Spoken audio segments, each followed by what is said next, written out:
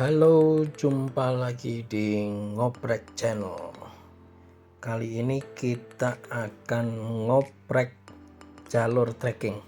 Nah, kita akan jalan ke Kawah Ratu ini via Pasir Rengit.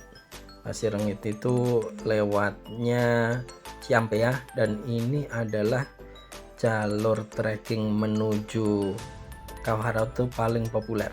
Ada satu lagi di Cidahu, Sukabumi, tapi kayaknya nggak serame dari Pasir Rengit. Oke, ini trek awal-awal ya, 5-10 menit seperti ini. Dan ini asiknya kayak gini nih, Kawah Ratu ini ada banyak sign atau tanda kalau ada percabangan ya, yang menunjukkan kalau itu dilarang. Ada tali, kadang ada kayu gitu, yang cakep itu. Nah, secara umum treknya batu-batu gini. Jadi kalau dalam kondisi tidak hujan itu enak, karena bisa lompat dari satu batu ke batu yang lain. Yang lebih asik lagi, nah kita akan bertemu seperti ini nih, jalur air di samping trek. Banyak banget ketemu jalur air kayak gini nih yang aduh cakep banget, seger banget, dari atas sampai nanti di pos 3. Oke, nah ini yang bikin saya semangat nih, Mas, naik ketemu satu keluarga ya.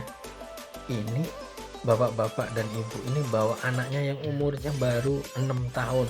Keren banget lah, itu yang bikin saya semangat tuh. Nah, ini sekitar jam 10 lewat itu sudah yang putih-putih itu kabut ya, udah agak turun kabut tapi masih tipis ya, karena waktu itu memang agak mendung, nggak panas, agak mendung. Nah, putih-putih itu kabut, jadi suasananya syahdu banget ini. Oke, nah jalan sekitar setengah jam, 45 menit lah, kita sudah sampai pos 1 ini. Nah, ini banyak, rame banget ini yang trekking, itu banyak banget ke Kawah Ratu via Pasir Rengit ini. Nah, habis pos 1 kita dapat bonus nih. Tadi agak nanjak panjang sampai pos 1.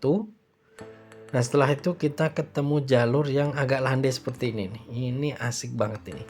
Jadi setelah pos 1 jalur landai dan itu agak panjang. Nah, itu akan jalan sampai pos 2 nih di Cangkuang nih. Setelah pos 2 kita akan ketemu sungai ya.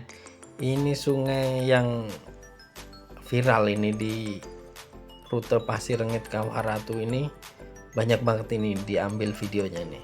Terus saran saya kalau ke Kawah Ratu bawa trekking pole, karena ini sangat membantu.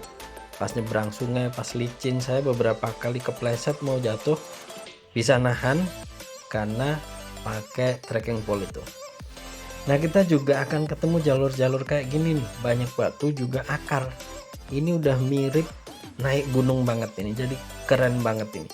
Kita trekking dengan medan sedang ya, nggak terlalu ekstrim, tapi ketemu jalur-jalur kayak gini yang rasanya udah naik gunung banget ini. Idealnya sih kalau ketemu trek kayak gini nih pakai sepatu gunung yang boot atau sepatu lah, tapi saya sendiri juga hanya memakai sendal gunung. Tapi kalau bisa mengatur, nah ini sendal saya, kalau bisa mengatur ritmenya terus biasa lewat jalan kayak gini, insya Allah aman karena nggak ekstrim ini. Oke, kita di pos 3, ini adalah pos terakhir. Setelah pos 3 tidak ada pos lagi, dan ini sumber air terakhir di Kawah Ratu. Nah, kalau udah habis pos 3 kita akan ketemu jembatan ini, jembatan terakhir. Dan ketika lihat air sungai udah keruh kayak gini nih, ini udah dekat dengan Kawah Ratu. Dan di sini nih sudah mulai ada bau belerang, yang penciumannya tajam pasti ngerasa ini. 5-10 menit kita sudah sampai di Kawah Mati 1. Jadi ada 2 Kawah Mati ya. Ini Kawah Mati 1 menurut ranger nggak boleh lama-lama di sini, foto-foto 5 menit aja karena ini area paling bahaya. Paling bahaya kalau ini di lembah kan, kalau udara beracunnya turun ke sini itu nggak akan kemana-mana kalau lembah, jadi bahaya. 5 menit foto-foto harus naik lagi. Naik di seberang sana ada Kawah Mati 2. Nah, di Kawah Mati 2 ini menariknya ada ini nih, sumber air hangat, air panas sih sebenarnya, karena bukan hangat, dipegang itu panas. Jadi kalau yang bawa sendal gunung lompat-lompatnya hati-hati karena airnya panas itu. Oke, 10-15 menit kita sampai 1437 mdpl Kawah Ratu, dan ini nggak ada obat cantiknya lah. Kalau sekali kesini yakin pengen balik lagi. Dan bagi pecinta trekking di Jabodetabek, minimal sekali seumur hidup harus kesini. Cakepnya nggak ada obat. Kapan-kapan saya akan nyoba jalur Cidahu, via Cidahu. Oke, terima kasih sudah menonton. Selamat trekking buat teman-teman. Thank you.